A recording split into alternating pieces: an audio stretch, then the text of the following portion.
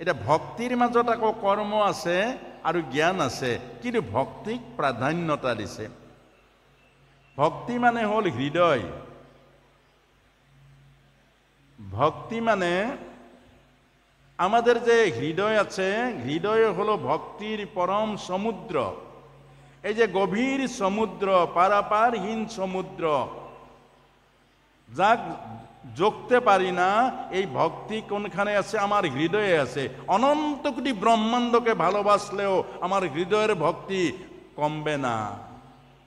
আমার হৃদয় হল ভক্তির সমুদ্র, তার জন্য আমার হৃদয়ে মহাবিষ্ণু থাকে, প্রেমের আধার থাকে, ভগবান থাকে, আত্মা থাকে, অর্থাৎ পরমাত্মা থাকে।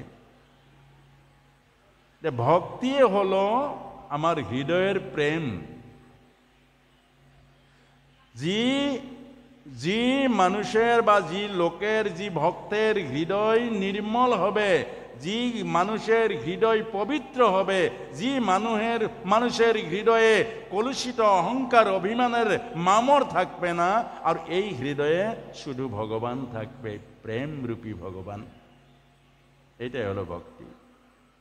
আমার ভক্তি সাধনার মূল হলো আমার হৃদয় নির্মল করতে লাগবো। হৃদয় নির্মল, আমার যখন হৃদয় নির্মল হয়ে যাবে, ভগবান আমার হৃদয়ে দর্শন হয়ে যাবে। যখন একটা আয়না যদি সফা হয়ে থাকে, আমার মুখ নির্মল দেখতে পারবো। মলি যখন আয়নায় থাকবো না, একটা গ্লাসে, একটা দর্পণে যখন মলি শূন্য হব, আমার সম্পূর্ণ মুখ প্রতিবিম্ব আমি দেখতে পাবো। তদ্রূপ যদি হৃদয় নির্মল হয়, হৃদয় যদি পবিত্র হয়, হৃদয় যদি বিকার মুক্ত হয়, আর হৃদয়ত থকা ভগবান আমার খুঁজতে লাগবে না, কই যেতে লাগবো না, হৃদয়ে দেখতে পাবো। তার জন্য চৈতন্য মহাপ্রভু বলেছে, চিত্ত দর্পণমার্জনম। হে মানুষ, হে ভক্ত, শুধু ভগবানকে খুঁজতে লাগে না, তোমার হৃদয়ে ভগবান আছে, শুধু মলি দূর করো। বিকারের মলি, অহংকারের মলি, অভিমানের মলি, এই যেগুলো লোভ লালসার মলি, হৃদয়ের আয়নায় চিত্তরূপী দর্পণ মার্জন করো, পবিত্র করো। আর ভক্তি অর্থাৎ ভাগবত কোনখানে আছে? এইখানে আছে। ভাগবত হলো ভক্তি, আর ভক্তি আছে এইখানে। কি রূপে আছে? ভাবনা রূপে আছে। একটা মেয়ের ছেলের প্রতি যে ভাবনা, আমেরিকায় থাকলেও ছেলে বুকুর মাঝে থাকে। একটা যদি মায়ের ছেলে যে আমেরিকায় থাকে, যে মায়ের ভাবনায় থাকে, আমেরিকা থাকে না প্রতিক্ষণ। অর্থাৎ গোপী ভগবানকে বলেছে, কি বলেছে? যে আমার হৃদয়ের ভাবনার থাকি তুমি বেড়ে যাও, তখন দেখব। তুমি আমার হৃদয়ে যা তোমাকে ধারণ করছি, প্রেমের দ্বারা, ভাবনার দ্বারা, পবিত্র ভক্তির দ্বারা, আর আমার হৃদয়ে সারি যাও, তখন তোমাকে বলবো কত বল আছে। এজন ভক্তর হৃদয়ের পৰা যেনেকৈ ভগৱান যাব নোৱাৰে, আৰু সেইদৰে আমাক কৈছে, ভগৱত গীতাই কৈছে যে ভক্তি কৰিবলৈ সন্ন্যাসী হ'ব নালাগে, ভক্তি কৰিবলৈ কৰবাত যাব নালাগে, বৃন্দাবন যাওক, নয়ন তৃপ্তি কৰক, ইতিহাসে গৰকা, সেই ইতিহাসৰ ভগৱানৰ লীলাসমূহ স্মৰণৰ কাৰণে, দৰ্শনৰ কাৰণে, নয়ন তৃপ্তিৰ কাৰণে। আৰু কিন্তু ভগৱানক পাবলৈ বৃন্দাবনলৈ যোৱাৰ কিছু প্রয়োজন নাই। হৃদয় বৃন্দাবনে আছে ভগবান, তার জন্য গীতায় বলেছে যোগ করো। এ হলো ভক্তি যোগ। যোগ করো অর্থাৎ ভাবনা দিয়ে যোগ করো, অখণ্ড ভাবনা। আচ্ছা, সময় যখন আমার আসবে যে হে কৃষ্ণ তুমি কত সুন্দর, তুমি কত সুন্দর লীলা করছো, ব্রজধামে করছো, গোপীর সঙ্গে করছো, মা যশোদার সঙ্গে কত কত কত কত কত সুন্দর সুন্দর লীলা করিয়ে মানুষের হৃদয়ে আমার ভাবনায় কত প্রেম দিয়েছ, কত আনন্দ দিয়েছ, তুমি কত সুন্দর। এইগুলো ভাবতে লাগে ভগবান কৃষ্ণর। আর সেইটুই হল আমাক কৈছে ভক্তি। এর হৃদয় নির্মল হলে সবাইকে একে দেখবো না, সবার মাঝেটো আত্মা আছে। আমার যদি হৃদয় নির্মল হয়, সকলকে আমি আত্মা দেখিম নে নেদেখিম? সকলৰে প্ৰতি প্ৰেম আহিব নে নাহিব? কাৰোবাৰ দুখত কষ্ট হ'ব নে নহ'ব? হ'ব নে নহ'ব? জীবের প্রতি দয়া, জীবের প্রতি করুণা, জীবের প্রতি ভালোবাসা। জীবের প্রতি হয়, দেহের প্রতি ভালোবাসা নেই। যি মানুহে দেহক ভাল পায়, সেই ভাল পোৱাত স্বাৰ্থ থাকে, সেই ভাল পোৱাত আসক্তি থাকে, সেই ভাল পোৱাত বাসনা থাকে। এয়া জানো ভাল পোৱা? দেহৰ ভাল পোৱাটো ভাল পোৱা নকয়, দেহৰ প্ৰেম প্ৰেম নকয়। দেহৰ প্ৰেমত স্বাৰ্থ আছে, দেহৰ প্ৰেমত লালসা আছে, দেহৰ প্ৰেমত আসক্তি আছে। আৰু আজি বৰ্তমান সময়ত জীৱৰ আমাৰ ডেকা গাভৰুৰ প্ৰেম, এয়া হ'ল দেহৰ প্ৰেম। এয়া স্বামী ভাৰ্যাৰ জীৱৰ প্ৰেম, এয়া হ'ল দেহৰ প্ৰেম। যাৰ কাৰণে সেই এখন এখন সুন্দৰ সংসাৰ নৰকলৈ ৰূপান্তৰ হৈছে। কেলে হৈছে? দেহৰ প্ৰেম। দেহৰ প্ৰেমত কলুষিত আছে। সেইকাৰণে আমাৰ বিবাহ সংস্কৃতি হ'ল হৰ গৌৰী, আত্মাৰ মিলন, দেহের মিলন নেই। দেহের মিলনটো কুকুর মেকুরির মাঝে হয়, পশুর মাঝেরে দেহর মিলন হয়। আমার মানুষের ভারতীয় সংস্কৃতি, ভারতীয় সভ্যতায় কৈছে আত্মার মিলনে হলো স্বামী ভার্যার মিলন। কেলে? শিব ভগবানের এই বায়া সাইড প্রকৃতি, ডাইনা সাইড পুরুষ। যার জন্য শিব ভগবানকে কয় অর্ধ নারীশ্বর, আধা নারী আধা পুরুষ। আর ভগবান কৃষ্ণ তমেব মাতাস্য পিতা তমেব, তুমিই মা তুমিই বাবা। অর্থাৎ এটা স্বামী ভার্যা, পুরুষ আৰু প্ৰকৃতি এক তত্ত্ব, এক তত্ত্ব। পুৰুষ আৰু প্ৰকৃতি হইবা একমতি, তেতিয়াহে সিজিব হৰিত ভকতি। দেহক অত্যাচাৰ নকৰিব, দেহ মন্দিৰ, আত্মা হল মন্দিৰৰ বিগ্ৰহ। যি মানুহে সাধা খায়, যি মানুহে ধপাত খায়, যি মানুহে শিখৰ খায়, যি মানুহে ড্ৰাগছ খায়, যি মানুহে এইটোৰ নাম ল'ব নাপায়, এইবোৰ খায় সেইজনে। অৰ্থাৎ যি শৰীৰক মাৰে, যি শৰীৰক অত্যাচাৰ কৰে, যি শৰীৰক নষ্ট কৰে, তেওঁৰ কোনো ধৰ্ম নাই, তেওঁৰ কোনো ভক্তি নাই। আধা মাৰি পেলাই আধাক ভাল পালে হ'ব জানো? আধা যদি মৰিয়ে যায়, আধা যদি মৰিয়ে যায়, তে আধা জীয়াই থাকিলে কিবা লাভ হ'ব? পেৰালাইছিছ। এইকাৰণে কৈছে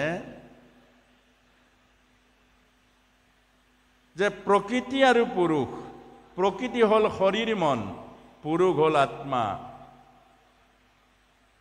স্বামী বিবেকানন্দই কৈছে তুমি ভগৱানক ভাল নাপালেও আপত্তি নাই, নিজক ভাল পাবা। নিজে ড্ৰাগস খাই, নিজে নিশা খাই, নিজে বেয়া বেয়া চিন্তা কৰি, নিজে চৰিত্ৰ নষ্ট কৰি, নিজৰ ব্যক্তিত্বক বিসৰ্জন দি তুমি ভগৱানক ভাল পাই একো লাভ নাই। তুমি নিজেই নষ্ট হৈ গৈছা। নিজে নাথাকিলে ভগৱান কেলে? তুমি যদি নিজেই নাথাকা, তুমি যদি নিজেই নষ্ট হোৱা, আৰু ভগৱান থাকিলে কি কামত আহিব? তুমি নিজে থাকা, তুমি নিজেই ভাল হোৱা, তুমি নিজেই ভগৱান হৈ যোৱা। এই কাৰণে ভগৱান লাগে।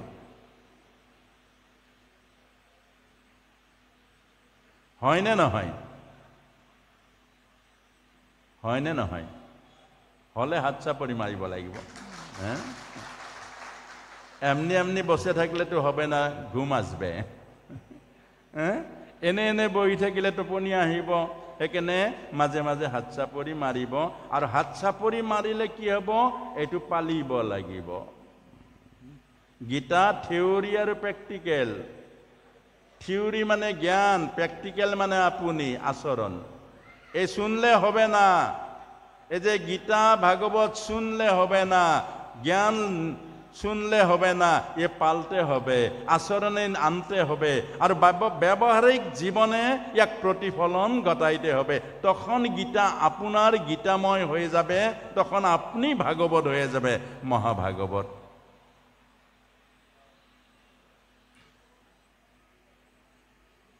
একটা ছোট কাহিনী, এটা সৰু অকমানি কাহিনী এটা কম।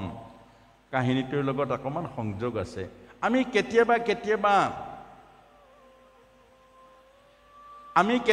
কেতিয়াবা সংসাৰৰ শিক্ষিত লোকসকলে শিক্ষা নোহোৱা খাটি খোৱা মানুহবিলাকক খুব ধ্যান দি শুনিব, একো নজানে বুলি ভাবো।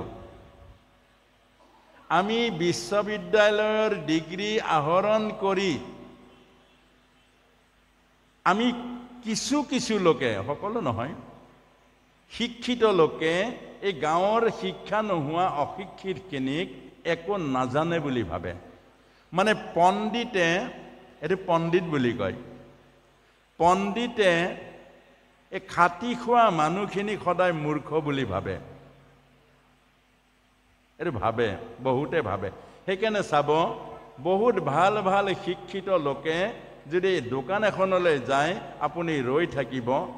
সকলোৱে নহয়, আকৌ কৈছোঁ, যিখিনিৰ জ্ঞান নাই, শিক্ষা আছে, এইখিনি কথা কৈছোঁ। এই যে ডাঙৰ বয়সস্থ, তেওঁৰ দেউতাকৰ নিচিনা বয়সৰ মানুহ এজনে দোকানত আছে, তেওঁক ব্যৱহাৰটো সাধাৰণতে কৰে, ঐ এই বস্তুটোৰ দাম কিমান? কৰে নে নকৰে? কেলে কৰে বাৰু?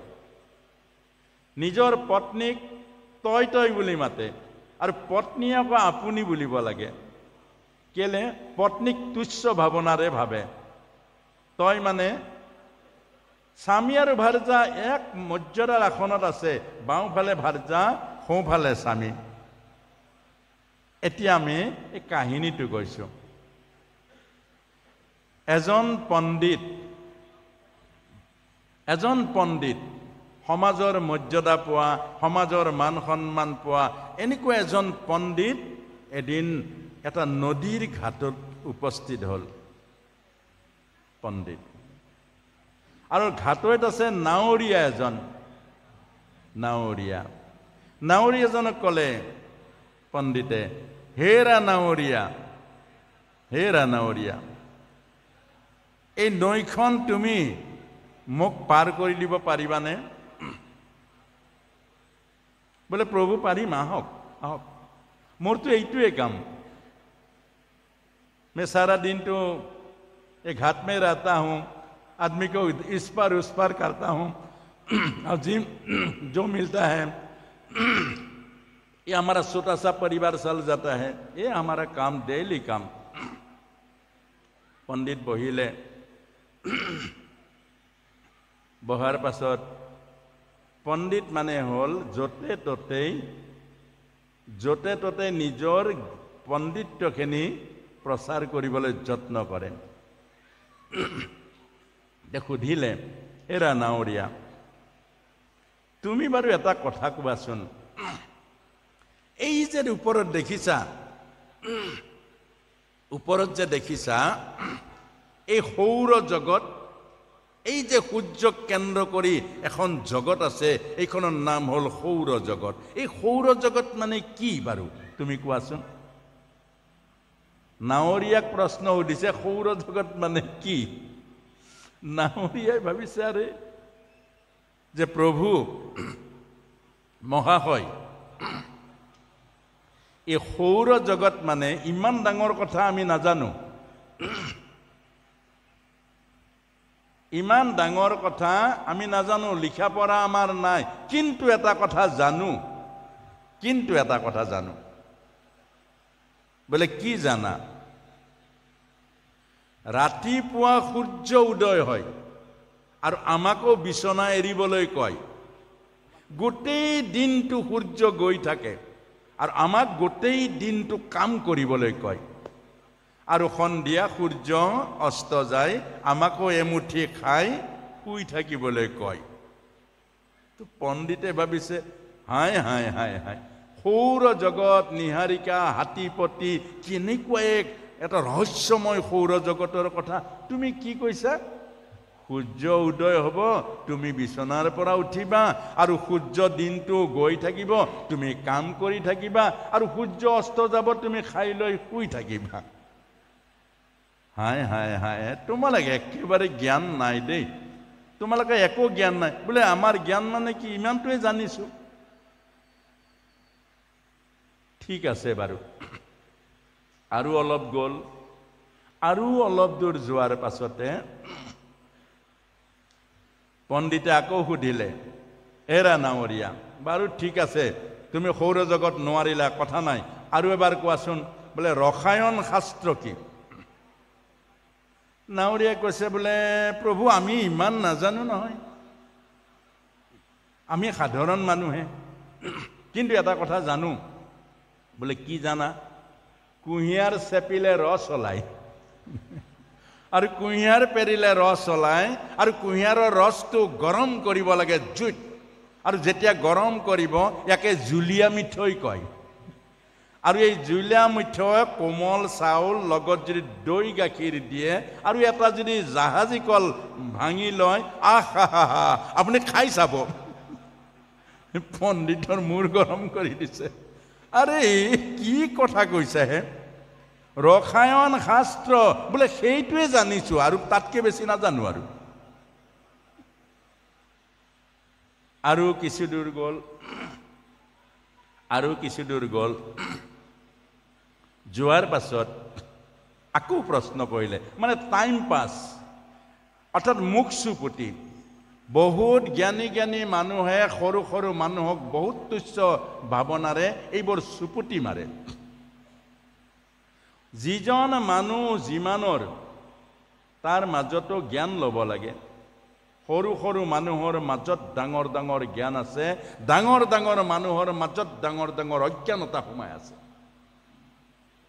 এই কথাটোৱে আমাক কৈছে গীতা ভাগৱতৰ, তুমি বহুত জ্ঞানী হ'ব নালাগে, কিন্তু তুমি প্ৰকৃতিৰ নিয়ম আৰু নীতি, প্ৰকৃতিৰ নিয়মৰ লগত জীৱন আগবঢ়াই লৈ যোৱা, তোমাৰ সেই জ্ঞানে হ'ল মানুহৰ সকলোতকৈ ডাঙৰ জ্ঞান। প্ৰকৃতিৰ মাজেৰে প্ৰকৃতিৰ নিয়ম উলংঘন কৰিবা। এইবাৰ প্ৰশ্ন কৰিলে, বাৰু ঠিক আছে, মই জানো তুমি নোৱাৰা, কিন্তু টাইম পাছ কৰিছো। এইবাৰ কোৱাচোন যে স্বৰ কেই প্ৰকাৰৰ? স্বৰ, শংকৰ গুৰুৱে যে স্বৰৰ দ্বাৰা আকাশী গংগা নমাই আনিছে, টানচেনে পানী গৰম কৰি দিছে, কুঁৱাৰ পানী। স্বৰ কেই? আৰে প্ৰভু, সেইটো আমি চব জানো, মই জানো, মোৰ ল'ৰা ছোৱালীও জানে। বোলে কেই প্ৰকাৰৰ? কাণতলীয়া স্বৰ, বন্দা স্বৰ। কাণতলীয়া স্বৰ, বন্দা স্বৰ, এইটো আমাৰ চবে জানে। পণ্ডিতৰ টিকনি দাং খাই গৈছে আৰু। হাই হাই হাই হাই হাই, তোমালোক মহামূৰ্খ, তোমালোকৰ কাৰণে পৃথিৱীৰ বোজা। অশিক্ষিত মানুহ, তোমালোক পৃথিৱীৰ বোজা, পৃথিৱীৰ ভাৰ, তোমালোকৰ কাৰণে আজি পৃথিৱী এই বোজা হৈছে। তোমালোক সঁচাকৈ দেই, কি যে জীৱন, তোমালোক যে কি মানুহ, জ্ঞান নাই, বুদ্ধি নাই। বোলে প্ৰভু আৰু সিমানেই জানিছো। আৰু কিছু দূৰ আগবাঢ়ি গ'ল, নদীৰ মাছ পালে। নদীৰ মাছ পালে, আহিলে ধুমুহা। আৰু যেতিয়া ধুমুহা আহিলে, নাও তুলুং ভুতুং। ধুমুহাত নাও তুলুং ভুতুং। আৰে নাৱৰীয়া, নাও ধৰা ধৰা ধৰা। আৰে প্ৰভু, ইমান ডাঙৰ ধুমুহা, নাও কেনেকৈ ধৰিম? বোলে ধৰা ধৰা, এতিয়া নাও ডুবিব। আৰু সেইকাৰণে প্ৰভু এতিয়া জাপ মাৰক, সাঁতুৰি পাৰ হ'ব লাগিব। আৰে মই জাপ মাৰিব নাজানো। আৰে নহয়, নাজানিলে কি হ'ব, ধুমুহা, নাও কেতিয়াও নাথাকে, নাও লুটি খাব, গতিকে জাপ মাৰক। মই জাপ মাৰিলোৱে, আপুনি জাপ মাৰক, নহ'লে ডুবি থাকিব। বোলে নাই নাই নাই, মই নাওত পানীত সাঁতুৰিব নাজানো, মোক ৰক্ষা কৰা, মোক উদ্ধাৰ কৰা। তেতিয়া নাৱৰীয়াই কৈছে যে আপুনি ৰসায়ন শাস্ত্ৰ মাতক। নাৱৰীয়াই কৈছে আপুনি পণ্ডিত মহাশয়, আপুনি ৰসায়ন শাস্ত্ৰ মাতক, আপুনি সৌৰজগত মাতক, আৰু আপুনি স্বৰ্গ মাতক। পণ্ডিত মৰি থাকিলে, নাৱৰীয়া বাচি গ'ল। পণ্ডিত সেইকাৰণে কৈছে, সেই বৰ ডাঙৰ কথা, বাস্তৱ জীৱনটো যিজন মানুহে সুন্দৰ কৰিলে, বাস্তৱ জীৱনটো স্বামী ভাৰ্যা পুত্ৰ কন্যাৰ মাজেৰে যি সুন্দৰ এটা জীৱন গঢ়িব নোৱাৰিলে, বাস্তৱ সংসাৰখন যি অমৃতৰ পৰিয়াল বনাব নোৱাৰিলে, যিটো পৰিয়ালৰ মাজত আপুনি জন্ম হ'ব, মৃত্যু হ'ব, যিটো পৰিয়ালৰ মাজত থাকিব, সেই পৰিয়ালটো যদি আত্মিক সম্বন্ধ গঢ়িব নোৱাৰিলে, বাস্তৱ জীৱনটো সুন্দৰ কৰিব নোৱাৰিলে, আপুনি যিমান শিক্ষিত হওক, যিমান ঐশ্বৰ্যশালী হওক, সকলোবোৰ মিছা হৈ যাব। সেইকাৰণে ভগৱত গীতাত কৈছে, বাস্তৱ জীৱনটো সঁচা, বাকীবোৰ মিছা। এজন পুৰুষৰ মাজত পুৰুষত্বৰ এটা মাত্ৰ চিনাকি, নিজৰ ভাৰ্যাক সুখী কৰি ৰাখিব পাৰিছে নাই, এইটো ডাঙৰ কথা। আকৌ এজন পুৰুষৰ পৰীক্ষা, আপুনি পুৰুষত্বক প্ৰয়োগ কৰি এগৰাকী ভাৰ্যাক সুখী কৰিব পাৰিছে নাই। এজন পুৰুষে এগৰাকী ভাৰ্যাক কাৰোবাৰ বুকুৰ মাজৰ পৰা লৈ আনে, বুকুৰ মাজৰ পৰা, মৰমৰ মাজৰ পৰা। এজন পিতৃ মাতৃয়ে সেই কন্যাগৰাকীক জীৱনৰ সৰ্বস্ব ত্যাগ কৰি, পঢ়াই শুনাই মানুহ কৰি, টকাই পইচাই অলংকাৰে ফাৰ্নিচাৰে যে সেই এজন পুৰুষৰ হাতত অৰ্পণ কৰি দিয়ে। আপুনি সেই পিতৃৰ মৰম, সেই মাতৃৰ মৰম, সেই ভাতৃৰ মৰম চব এৰি আহিছে আপোনাৰ ওচৰলৈ। আপোনাৰ ওচৰলৈ চব এৰি আহিছে, মাকক এৰিছে, ভায়েকক এৰিছে, পৰিয়ালক এৰিছে, নিজৰ গোত্ৰ এৰিছে, নিজৰ উপাধি এৰিছে, সৰ্বস্ব ত্যাগ কৰি এজন স্বামীৰ ওচৰত আহি জীৱনৰ সৰ্বস্ব দিছে। আপুনি সেইটো যদি নুবুজে, আপুনি যদি সেইটো নুবুজে, তেতিয়াহ'লে আপুনি ভগৱানক কেনেকৈ বুজিব বাৰু? এগৰাকী ভাৰ্যাৰ ত্যাগ যদি বুজি নাপায়, আপুনিতো 300 মানুহ লৈ গৈ বিয়া পাতিবলৈ যায়, এজনী কন্যাই অকলে গুচি আহে। এজন দৰাই যেতিয়া যায়, দৰা হৈ যায়, 300 মানুহ লৈ যায়। আৰু এগৰাকী বোৱাৰী, এজনী ছোৱালী বোৱাৰী হৈ অকলে অকলে আহে। এইবোৰ বুজিব, এইবোৰ ভক্তি। নিজৰ পৰিবাৰক যদি হৃদয়েৰে নুবুজে, নিজৰ পুত্ৰই যদি পিতৃ মাতৃক নুবুজে, দেখা ভগৱান কি? ভগৱত গীতাত কৈছে, শ্ৰীমদ ভাগৱতত কৈছে, বেদান্তই কৈছে, উপনিষদে কৈছে, ব্ৰহ্মসূত্ৰই কৈছে, দেখা ভগৱান হ'ল পিতৃ মাতৃ। যি সন্তানে পিতৃ মাতৃৰ ত্যাগ নেদেখে, যি সন্তানে পিতৃ মাতৃ দিয়া জীৱনৰ সৰ্বোত্তম উপহাৰ নেদেখে, সেইজন পুত্ৰই ভগৱানক কোটি জন্মত বিচাৰিলেও ভগৱানক নাপায়।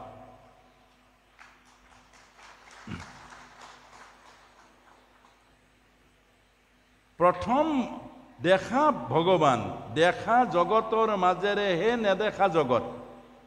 দেখা জগতখন, সঁচা জগতখন, সেই যিখন জগত আমি নেদেখো, দেখা দেৱী, আমি দেখা দেৱী হ'ল মোৰ পত্নীগৰাকী।